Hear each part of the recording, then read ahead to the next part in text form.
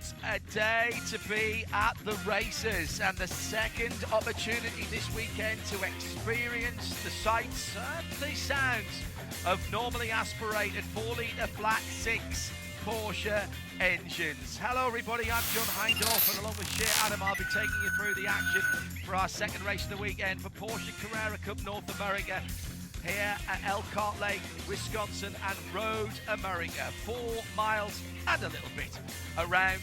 Oh, it's just a great place. It's not just because of the scenery, which is absolutely stunning.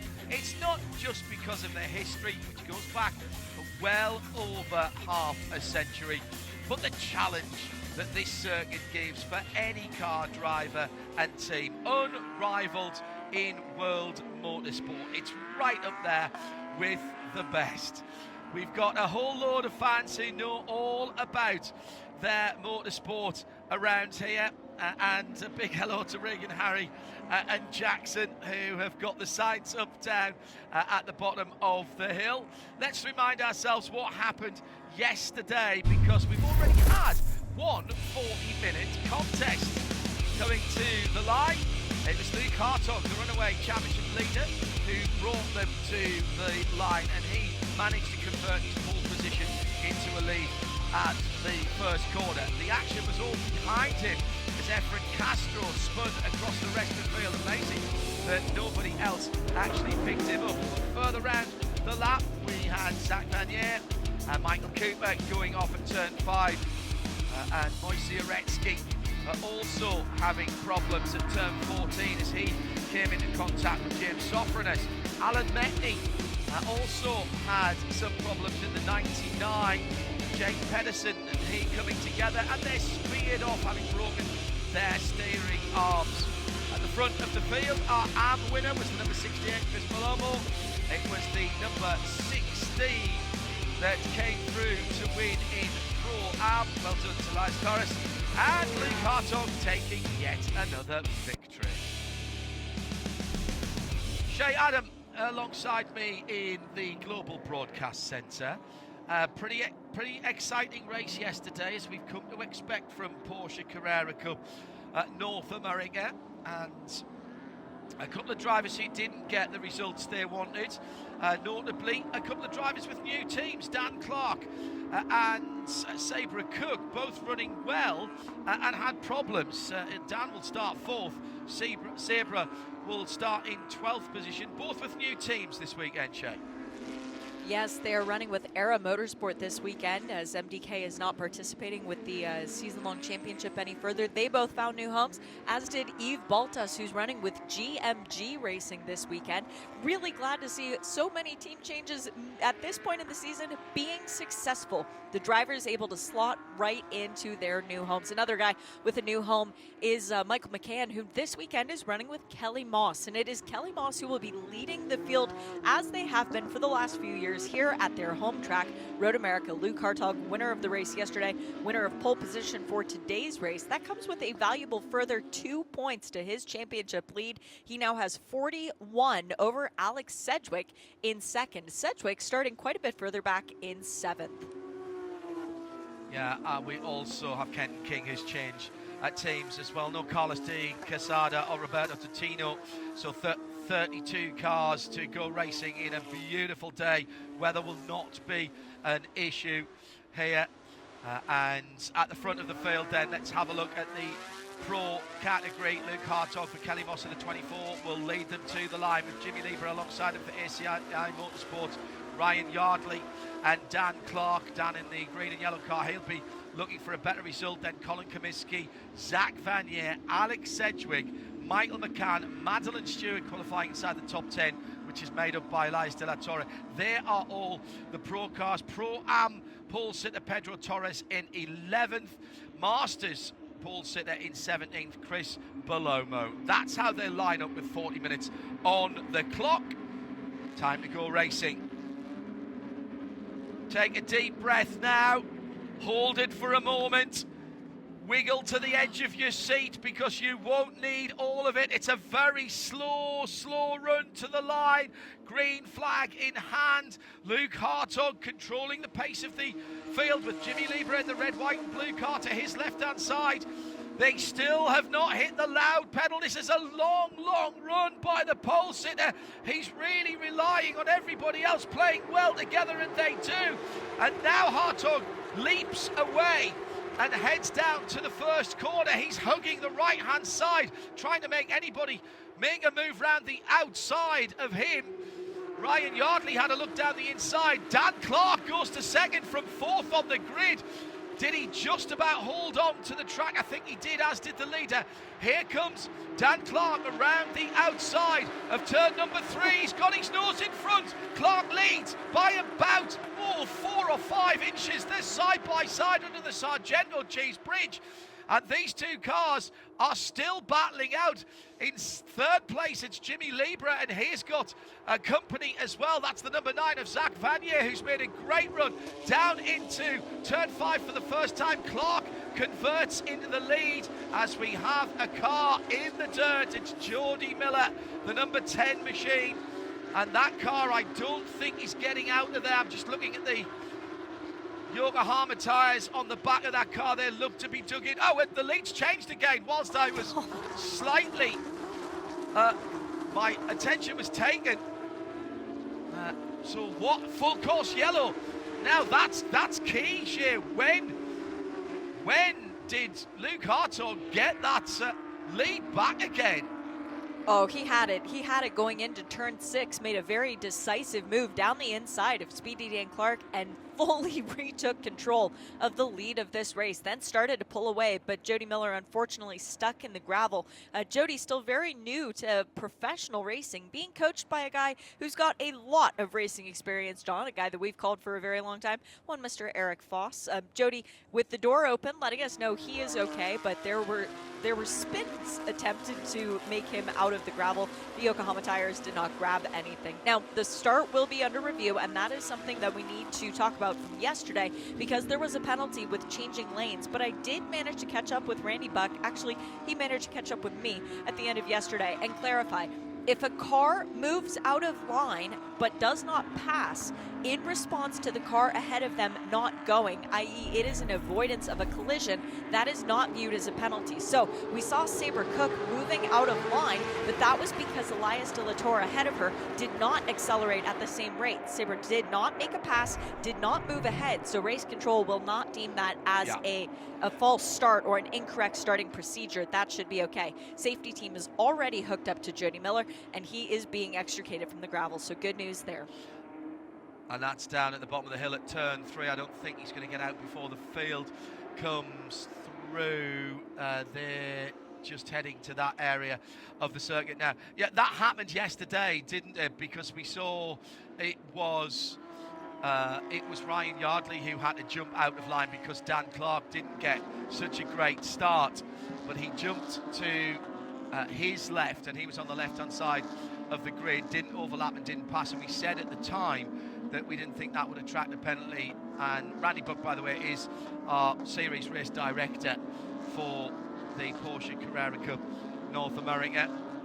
There was another car involved in Jody going off, by the way, and that is being looked at the moment. I haven't had that car identified to me, but that is a lap lost, I'm afraid, for Jody Miller in the MGM car. So that will take Jody out of the running as far as the Masters is concerned. The four-way flash is still on that car. They'll clear themselves in a moment. It looks very much as though the lights on the Porsche 911 Carrera GTS safety car have been extinguished, so get ready to go straight back to green. Time certain race, 4 minutes in, 36 minutes still to go.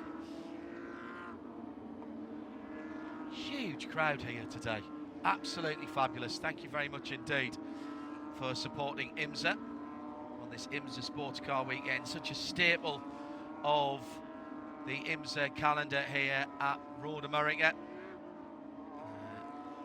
August, first weekend in August again next year. All of the dates for IMSA's main series have now been announced. The full WeatherTech series dates were announced as far back as Sebring in March, so hopefully you're already making your plans to come back and see us next year if you're watching and or listening further afield. We're live and free on the Porsche Motorsport site, of course on the IMSA official YouTube page, as well as the World Feed TV page at imsaradio.com. Well, if you haven't been here, it should be on your bucket list. Flying from Europe, fly into Chicago and drive up, or link through to Milwaukee and drive up from there. A beautiful part of the world, very knowledgeable fan base here, great hospitality, fabulous food. Expect to take a bit of XX baggage with you when you go back, and I'm not necessarily talking about in the cargo hold of the aircraft. If you're heading here from points further afield, it is impossible to eat here without thoroughly enjoying yourself. Although I will point out here, if you're going in and out of Chicago, then Garrett's popcorn and the Garrett mix, that is addictive, shall we say. Stand by for action. 33.5 minutes on the clock. Will be about where we are. The green flag, and our leader Luke Hartog already got his foot down, and as they cross the line, it's 33 and 34 seconds to go. So we call it 33-33 for the sake of symmetry. And another good start or restart from the Kenny Moss driver, Luke Hartog. Dan Clark losing a position into turn one, gives Zach Vanier a bit of room on the outside in that number 9, the silver, white and black car. That was very fair driving from both. Jimmy Lieber's in the red, white and blue car in 4th position. But Hartog again, Shay, lit the afterburners there. I think he actually got a better restart than even he did at the drop of the original green flag. Fully agree with that, and what a pass from Zach Vanier, sending it around the outside, holding it within track limits, and Dan Clark, very fair to him, gave him enough room and that's all that Vanier needed. Michael McCann now looking down the inside of Jimmy Lieber. He's now got that 4th position.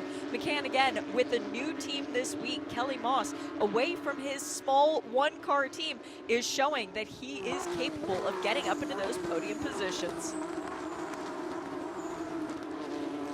Also trying to make a move, Elias De La Torre in the number 4 JDX racing car. That's another brightly coloured, a little more lime green than the highlighter yellow of Dan Clark. Did he get through in front of Jimmy Lieber? Yes, he did. So Lieber's lost a couple of positions there. I can also see Ryan Yardley is hunting around the back in that black and yellow car behind that. Alex Sedgwick's in there as well in the red and white car. Sabra Cook's inside the top 10 with Colin Kaminsky. Madeline Stewart just dropped down to 11th at the moment. The 37 is Sabra Cook. Down the inside at Canada corner. That's a sharp manoeuvre by Sabra. That's Colin Kaminsky. She's side by side with, in the darker blue car, Michael Cooper in the Baby Bull Racing 88. The purple car right in that fight as well as they come through the final corner. None of the drivers who had to switch teams coming into this race seem to have been adversely affected, and considering how much work they've had to do to continue their race season, that is quite remarkable. Yardley and Sedgwick going down into turn 1 together, then a little gap to this really interesting scrap at the bottom end of the top 10. 9th Kaminsky in the top racing dark blue car, side by side. Cooper goes down the inside of Sabra Cook. Sabra in the white, teal and black car. Now for Era Motorsport. At the head of the field, Luke Hartog has a 2.5 seconds, but these battles further down in the pro class.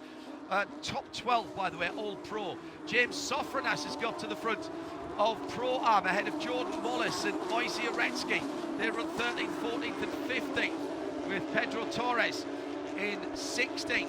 That's your top 4 in Pro-Am, and in Masters, Chris Palomo is in 17th, and he's got cars between himself and Matt Holcomb and Richard Edge and John Getz, who are battling for the other podium positions, but plenty of time to go as we're only 10 minutes into this one, half an hour still to go.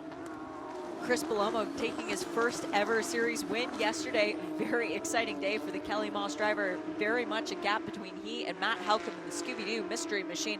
But that battle in the Pro-Am class with all 4 cars almost tethered together, that's going to be very interesting. James Sofronis yesterday with an okay result in second, but he's not a guy who comes here for second places. He likes to win. Pedro Torres, yesterday's winner, down in 4th. Then Efren Castro and Jeff Mosing further back. Mosing actually finished 3rd on the road, but then due to a post-race technical infraction was moved to the back of the class. And yesterday's race results were actually altered quite substantially by several technical infractions at the end of it. It was a TPMS sensor issue for several of the cars, John, and the way that it was best explained to me, those are a bit like smoke detectors. You don't know when the battery is going to go bad necessarily until it starts beeping. That's what we were seeing yesterday. But the teams now know a better way to address that, so we shouldn't necessarily see that problem going forward, as Luke Hartog has checked out 2.5 seconds over Zach Vanier, the Canadian, holding on to that second place. I'm still impressed by Vanier's pass, to be honest. Vanier, what a great start to this race. Pulled himself up from mid-part of the top 10 into second position. This is where he's running now, and he's been very impressive indeed. I like the analogy with smoke detectors for the tyre pressure monitoring system. Thank you. Because if your house is anything like my house, if one goes, they all start to go within a few days. And we saw people losing their times in qualifying because they weren't there. And remember, this is a safety issue as well as a performance issue. So if it's all the same part of the season and everybody put them in brand new at the start of the season and have replaced them at the same sort of times, then yeah, we're going to see that through the field. I suspect everybody will have new ones in by the time we reconvene for the next round of the championship. Luke Hartog at the front of the field is well away from the battling that's going on behind Alex Sedgwick in the red, white, black roof. Number 98 just off the circuit. It's turn number 7 as he battles with Ryan Yardley and Colin Kaminsky. In fact, he's lost a place, I think, there. As Ryan Yardley now up ahead of the number 4, Elias De La Torre, in fact. So that is change around there. Ahead of them is Jimmy Libra. That was a great opportune mover by Ryan Yardley when Alex Sedgwick, who was battling with Elias De La Torre, went off the track just that tiny bit wide, and Yardley snuck through not only on Sedgwick, but then getting around De La Torre too. Now, Elias must have some kind of an issue because he is sliding all over the racetrack. His car does not look planted, whereas Sedgwick's looks very stable. Which, considering the PT Autosports car has just been on the dirt, is counterintuitive. A beautiful twofer there by Ryan Yardley, just as the Sedgwick car was going off, and as you say, the number 4 had to lift for a moment, and then he kept his foot pinned, Days of Thunder style, and went through the gap. Sedgwick down the inside of the green car, which is Elias De La Torre, through turn 1, keeps 2 Yokohama tyres on the racing surface, or on the curb at least. That's fine. Hartog by almost 3 seconds now. Zach Vanier's just put his fastest lap of the race in at 2:10.5, but that was still 6/10 away from the lap last time around by the leader. But Zach's got to get a wiggle on because Dan Clark's just put his fastest lap of the race in 3rd. Dan finding pace in the middle portion of this race. Still 25 minutes to go. Plenty of action to come here from Road America. Race 2, Porsche Carrera Cup, North America, the IMSA Sports Car Weekend. Shay Adam with me, John Hindorf in the Global Broadcast Centre. Hello, welcome along, wherever you're joining us from. All live, free, no subscriptions, and remember, if you're on IMSA.tv or on the video player at IMSARadio.com, no interruptions by ads either. If it's easier for you to go onto the IMSA YouTube channel, then you can do that. Porsche Motorsport page has it as well. No excuse to miss the quality sights and sounds of Porsche Carrera Cup North America for 2025. Still plenty of championship to come after this. The big question is, can anybody break the stranglehold of Luke Hartog And by what we've seen this weekend, for the moment, at least, that answer would be not quite yet, Shay. No, it is not a very long way to go in this championship with still 3 further weekends. Luke Hartog in firm possession of that championship lead. And right now in Pro-Am, Marco Cironi coming into today's race, 144 points, Moise Uretsky 137, and a tie for third between 2 former series champions, Alan Metney and Efren Castro, on 123 points. But right now, the battle for the lead in the Pro-Am class on the track, it is firmly between James Sofronis and Jordan Wallace. 0.2 of a second separating them. That's it. And the fastest lap in Pro-Am, switching as they went across the line between Sofronas, Wallace, Uretsky, and then Pedro Torres in 4th position finally gets hold of it and holds on to it. Chris Palomo still leading Masters from in 2nd place. Matt Holcomb in the Mystery Machine, number 55, and his ACI Motorsports teammate Richard Edge is right behind him, as is John Getz from Kelly Moss Motorsport. The blue and yellow number 14 under pressure at the moment. And that is the leader in Pro-Am going through turn 5. GMG Racing's James Sofronas. Beautiful line through turn 6. Just rides the outside tyres, the right hand side tyres, onto the exit curb. And all of those cars, 13th, 14th, 15th and 16th, all within a tenth or a couple of tenths of each other, all battling for the top 4 places, Shay, Adam, in the Pro-Am category. They're having a cracking scrap.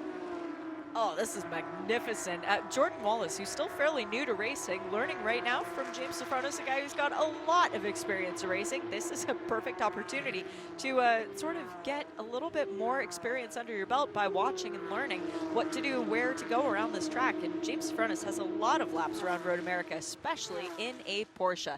Now, there are a couple of messages coming in from race control. Track limits, turn 1, only warnings right now, but for 2 cars toward the front of the grid, one of them being Elias De La Torre, who does have his hood flapping just that tiny little bit, and the second, our leader, Luke Hartog, in the number 24 for Kelly Moss, and a blocking penalty being issued for Ryan Yardley, car number 78. It's a warning right now as Jordan Wallace goes off the track at turn 14 into the gravel. Can he keep his foot down and get it out?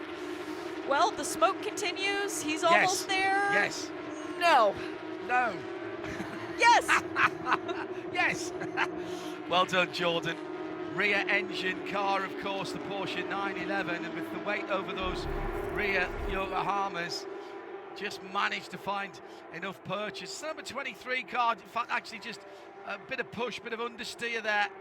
Jordan managed to keep enough forward momentum and get down through the gearbox. Big plume of dust behind him. Foot down, foot down. I got it. I know I got it. I have got it.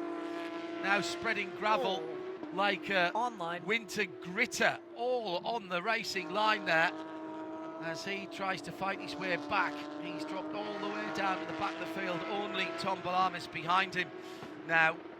As he tries to fight his way back, he's got Todd Parriott ahead of him in that multicoloured number 13 Kenny Moss racing car. So Luke Hartog with 5 seconds of a lead when he had the warning has just eased his pace a little bit. Meantime, the top of the hill a couple of moments ago, nice move down the inside for Jimmy Libre on the number 8 of Michael McCann, who then slightly got himself elbowed with a hip and shoulder, I think, by Ryan Yardley. So again, race control will be watching this. Just back to Luke Hartog. He was 5 seconds ahead, 4.9. He dropped to 4.6, but he's just done his fastest lap of the race with a 2:09.5, which is the fastest lap of the race as we come down to half distance. But he cannot afford to be called for track limits. If he got a 10-second penalty right now, it would drop him off the podium. Yes and no. He does have time to build that gap out further, but then there is also the question of, do you want to build a gap? Because what if we go to a safety car situation and you breathe life in those Yokohama tires yet to try and run away from everyone else. It was not a good lap for Michael McCann. He went from the 4th position down to 7th as Yardley, Libera, and Sedgwick all managing to get by Michael McCann.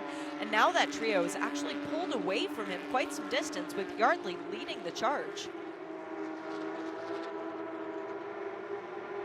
Chris Belomo still leading the Masters category, but now just 2 Pro-Am cars between himself and Matt Holcomb in 2nd place. Another bit of grassy moments down at the bottom of turn number 3. Now, that I think was the number 4 of Elias De La Torre for JTX, but he's rejoined. Still a great battle going on in the early teens. 14th, James Sofrones leads Pro-Am in the blue and bright highlighter yellow car. In behind him now, Moise Uretsky for Baby Bull Racing in the number 44. That's the mostly pink car with the white hind quarters. And then Pedro Torres for ACI Motorsports. Just a couple of car lengths further back in the white, black and shades of blue car.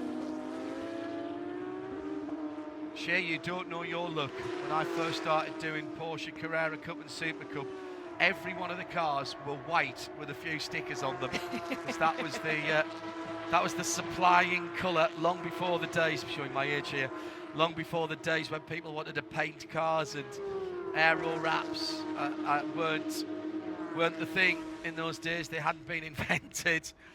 The cars actually are now all supplied in a colour called GT Silver, but I think we have very few cars that have any of their original paintwork on show here in Carrera Cup North America.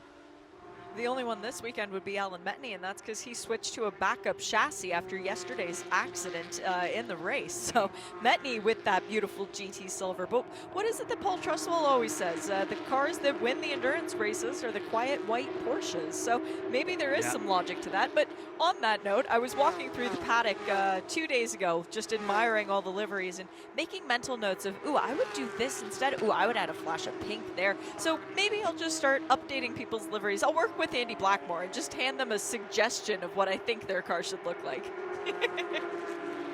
Andy Blackmore, famed for the official spotter guides for IMSA. Look him up with here at the track this weekend. We've still got the main race, of course, to come. Plenty of Porsches racing in that in a couple of different categories. And Andy's work, an absolute godsend. Essential. Right, down to turn 5. Battle for 7th. Michael McCann in the Kelly Moss red, white, black car with the blue car in behind of Colin Kaminsky, and Sabra Cook is right there as well, and Sabra gets a great run through turn 6. Kaminsky started to attack, but such is the competition here. Always weaving from side to side there. Don't think race control will like that. You're attacking one moment, but if your attack is repelled, a bit like Olympic fencing, you leave yourself open to an attack from elsewhere. Hell, I've been watching these last 8 days or so.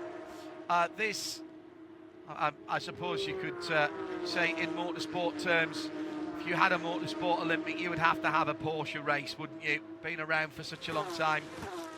Over 60 years now of the 911, and Porsche involved in motor racing since Dr. Porsche built his first car. Didn't have the huge backing of a major auto manufacturer, so he took his small, light, nimble and relatively small engine car and went and did some motor racing to build a reputation for design and engineering. Porsche have lived for well over 70 years on that racing DNA, and this 911, the latest iteration of the venerable Porsche 8th different version of the car. 992.1 we're racing here, the new 992.2 street car coming out very shortly, and the first 911 to have hybrid technology, a very clever system that adds virtually no weight, but pound for pound gives a lot of power.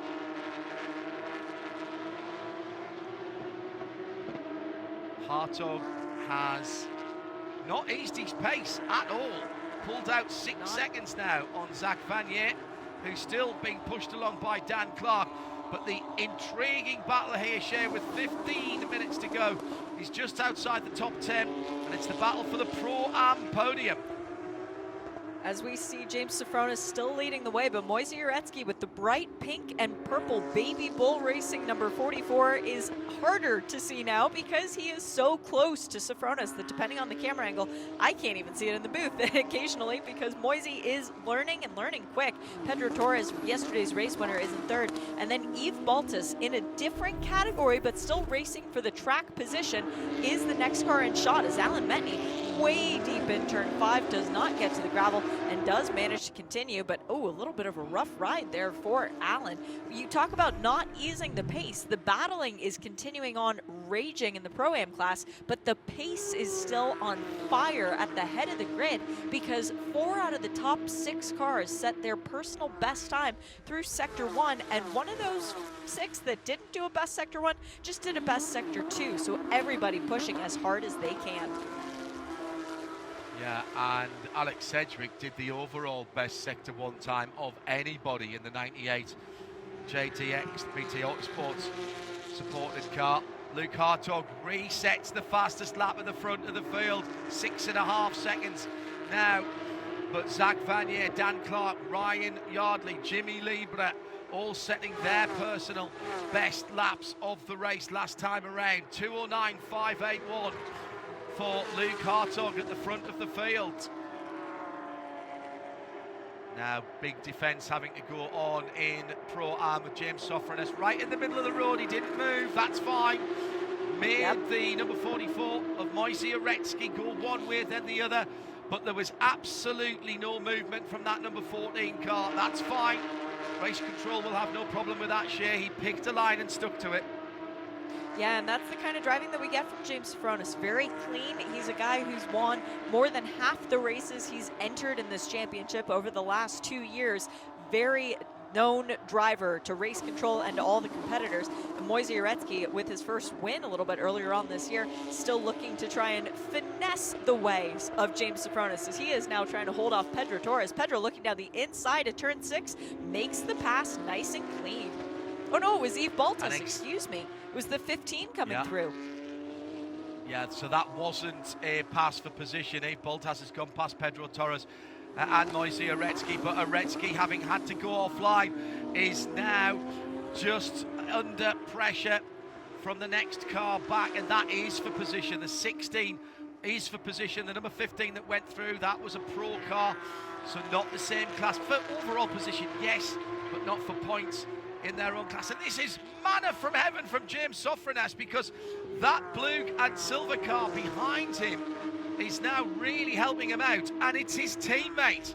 Note that they are similar colour schemes in terms of the design, just different colours, where it's bright highlighter yellow on the number 14 of James Sofronis. It's grey on Yves Baltas's car, and that means that they are both GMG machines. James is not going to fight too hard to try and keep Yves behind him because he realizes it's a lost cause. Although Yves, with nothing really to gain at this point, still quite a few seconds back, about 8 seconds behind next in class Madeline Stewart, could sit there and play tail gunner for his team owner. Might not be the worst thing in the world. Coming down to the last 11 minutes, and this is where we will find who, with long periods of green flag racing here, this is where we will find out who has been kindest to their Yokohama tyres. Chris Below-Morshe leading the Masters class in the number 68 Kelly Moscar, a very creditable 18th position, and still with 2 Pro-Am cars between himself and second place Matt Holcomb. Love to see it. Chris Belomo, with yesterday's win, the first of his career, moved himself up to second in the Masters Championship. It is still Matt Halcomb, the Scooby-Doo car, in the back of shot. Only 2 cars between Belomo and Halcombe, with Jeff Mosing in there, as well as, is that Kenton King in the 84, I believe it is, separating the two Masters contenders. Chris Belomo has a very storied past of running with some phenomenal Porsche teams, including TRG and Flying Lizard in the past. Marco Cironi in the second car in the shot, sorry about that, as Kyle Washington off the track. Now he's gravel adjacent. I don't think he's in the gravel. Can Kyle get that moving once again? Not sure what corner that's at. I think that's the exit of turn 5. And he may have had some help to get down. No, he was absolutely on his own. It is the exit of turn 5 though. And what worries me about that is... Oh no, he has got it going. I was just about to say what worries me about that was I wondered if something had locked up at the back end, and if it did, he's freed it, it's moving. The four-way flashes go on automatically, and they will clear in a second or two. He's just cleaning the tyres off through. Oh yeah, absolutely. I mean, we're used to seeing him in the yellow and blue anyway, but he's kind of jazzed it up this season. And we've not spoken about our leader, Luke Hartog, for a while. That's because nobody's seen him since the last green flag dropped. He's disappeared 7.5 seconds into the distance. How far away is he? Well, he's well over half the distance between turn 3 and turn 5. That's how far he is back away from the chasers behind him. Zach Vanier and Dan Clark seemingly have been battling well, in fact, have been battling for the last half an hour or thereabouts. No change in that. That doesn't mean, please don't think that they haven't been trying hard. They're absolutely on the ragged edge. And you mentioned the pace of this race earlier on, Shay. I think that's really important, because what we're going to see here, I just wonder, as the racing fuel burns off, who has been kindest to their Yokohama tyres. These Yokohama tyres are very, very resilient. However, that's a heavy car with enough fuel to do well over 40 minutes of racing at the start of the competition. We've had very little time to cool them down. Track temperatures, not massive, but sitting in triple digits at 100 Fahrenheit or 38 Celsius.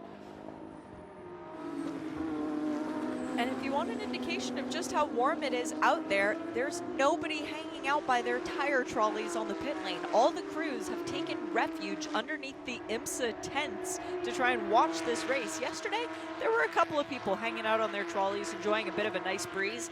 None of that today. These are very different conditions from what we had yesterday. And I think a lot of the lack of grip we've seen has been replicated in that, just how slippery it is out on the surface because it is so much hotter.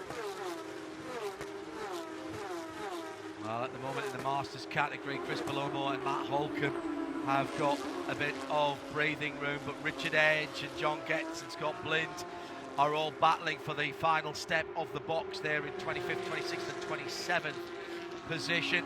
So we'll keep an eye on that. Belomo in the silver, black, white and purple, number 68, still circulating ahead of Jeff Mosing and Marco Cironi. Jeff in the rhubarb and custard coloured car, Marco Cironi in the green, number 84. In fact, Marco's just got back in the black and green, number 84, has just got past Matt. Shall we do this the right way around? He's just got past Jeff. Matt Holcomb still sitting behind him. I was combining two sentences at the same time without saying either of them correctly. My apologies. 6.5 minutes to go. So that's not a pass for position there. And a spin for Alan Metney in the GT silver car.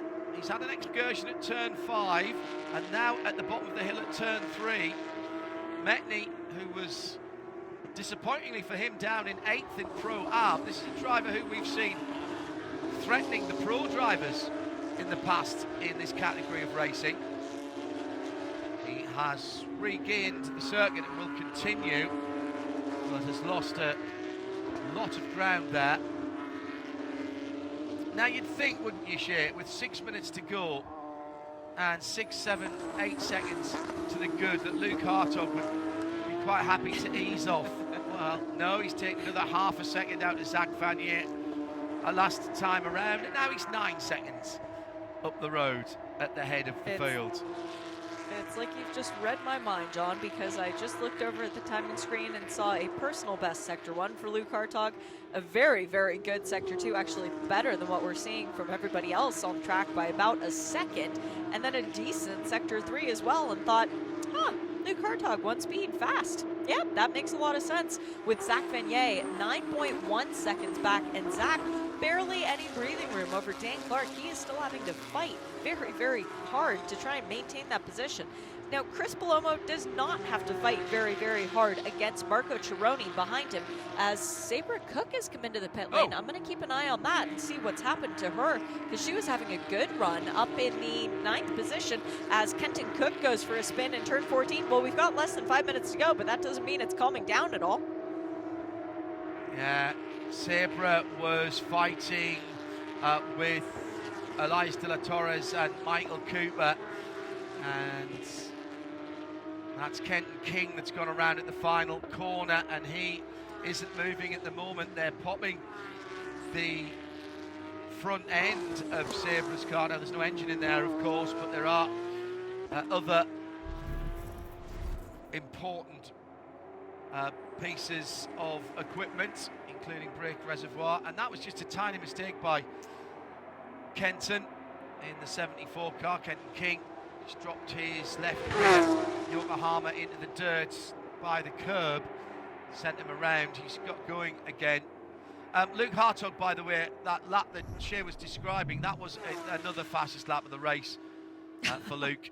That's taken him over 9 seconds ahead of the field. 2:09.5 now, the mark to beat.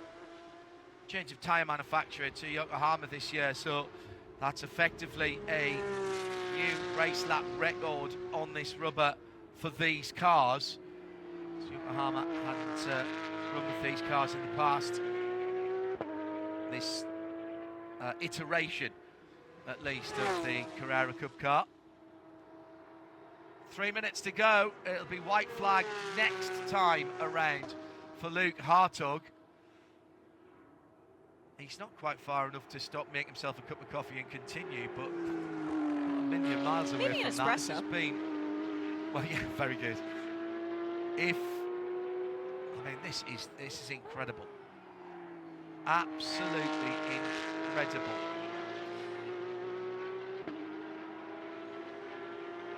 It's been a while, Shea, since we've seen the kind of dominance that Luke's putting together. Kelly Moss have won championships over the last few years with regularity, but they've either had competition from inter-team, within the team, intra-team, or somebody else has pushed them a little bit. But this year, Luke Hartog, another great find by the Kelly Moss team. And, Victoria and Andy once again have turned up some phenomenal talent. Yeah. And Luke Hartog did as much to find them as they did to find him. He decided that he wanted to come race Carrera Cup North America and decided he wanted to go with the best team. He certainly found a powerhouse of an alliance with Kelly Moss. The interesting thing about this season is how different it's been. We've had 6 different race winners over the course of the year, over the 5 weekends that we've had now at this stage, but it was only Luke Hartog who has managed to win more than 1 race overall in the pro category. This could be win number 5 for Luke. We've never had a season with this many winners, and with Luke to come back, and particularly this weekend where we've now come beyond the midway point of the championship, this is a firm stamp of authority and dominance on this championship. Actually, you make a good point there, Shea, about the variety behind Luke Hartog, and not to take anything away as we get the white flag. This is not to take anything away from Luke at all, because with 5 wins on the season, if he gets around this 4 miles, he's clearly been the class of the field. It just shows how close it has been behind him, that no one else has been able to mount a strong challenge and add those wins up to be able to try and keep Luke in sight on the championship points table. And I think that's the difference. If Luke hadn't been in the championship, and again, due deference to Luke and to Kelly Moss, but what a championship we would have had if Luke hadn't been in the championship in terms of how close it would have been. But he has been standout this year in a season that has given us great competition, but for 5 of the rounds, including this one, that's been great competition behind Luke Hartog and the 24 Kelly Moss Racing. We've still only got 2.5 seconds between second and fourth, and half a second between second and third for the 2 podium places. It's over 10 seconds here in 40 minutes. 40 minutes with is the safety elapsed, car, by the way. Oh, yeah, yes, good point. With the safety car that got everybody back up, that took, what, did he have 4 or 5 seconds when that happened? I know it was quite early on. It's impressive. Meantime, the battle in Pro-Am has seemingly swung the way of James Sofronas in the number 14 GMG, with Pedro Torres and Moise Oretsky scrapping for second and third. Pedro up into second there. Masters class has come closer together with Chris Palomo and Matt Holcomb now just a second apart with no cars between them. But for the 5th time in 2024, seeing the checkered flag first will be Luke Hartog for Kelly Moss Racing. The 24 is victorious again. And that will cement and extend his position at the top of the championship. A long battle and an entertaining one too, just outside the top 10 for James Sofronas, with first of all Moise Oretsky and then Pedro Torres on the GMG driver's back bumper. They're still scrapping for second and third, but it will be the number 14 that takes the Pro-Am category as he climbs the hill, and it'll be a 13th position. Pedro holds on to second, Moise third, Efren Castro will come through in fourth, with Marco Cironi fifth. Then the 2 Masters drivers, Chris Palomo and Matt Holcomb, coming to the line. Oh, it was close at the line, under a second, but Chris Palomo hangs on ahead of Matt Holcomb, with Scott Blind for Ruckus Racing trying to get back to Richard Edge. It's Richard Edge who will take third on the Masters podium. Scott Blind gets the fastest lap in Masters. Fastest lap overall for Luke Hartog. 2 poles, 2 wins and a fastest lap. That's pretty impressive for Luke Hartog, who tours back round the 4 miles. Shea Adams doing some quick arithmetic as we can take a look at the unofficial results. There were some changes after the first round yesterday after post-race scrutineering. Hartog, Vanier and Clark in top 3. Ryan Yardley, Jimmy Libra, Alex Sedgwick, Michael McCann, Colin Kaminsky, Elias De La Torre and Michael Cooper getting into the top 10 after a late race problem for Sabra Cook. Madeline Stewart just outside the top 10 ahead of Eve Baltas. Then that great battle for Pro-Am, Sofronas, Torres and Oretsky 13, 14, 15, with Efren Castro and Marco Cironi in supporting roles. Chris Palomo and Matt Holcomb finished just under a second apart in 18th and 19th in the Masters category, with Richard Edge holding on to the 3rd spot on the Masters podium, just ahead of Scott Blind, who put in the fastest lap of the Masters race on the last lap, and it'll be Scott in 4th then, and John Getz in 5th position. Shea Adam has done the arithmetic. Luke Hartog, I can tell you, has increased his lead at the top of the championship, but you can tell me why exactly how much. Hey, you took the easy part there. It is 196 points for Luke Hartog, very unofficially by my math. At the end of this race, Alex Sedgwick is still in second on 149, and into third after the weekend with 135 is Ryan Yardley. But Canadian Zach Vanier, great effort this weekend, pulls himself up to fourth on 131. In the Pro-Am class, we have a serious battle on our hands. Marco Cironi, 156 points. Moise Uretsky, 154. Efren Castro in third, 147. So that is going to be a really fun one to watch. And in Masters, Chris Palomo really doing everything he can this weekend by 2 races, 2 wins, 2 pole positions. But it's still Matt Halcomb with the advantage, 212 points to 161 for Palomo. Well, what a superb weekend for Kelly Moss and for Luke Hartog. The championship challenge continues as he takes his 4th and 5th victories on the season in front of a highly knowledgeable crowd. We move on next to Road America on the first weekend of August. If you can't join us then, we'll have full coverage on the usual channels. For Shea Adam, I'm John Hindhaugh. Thanks to all of our production team. Bye from Road America.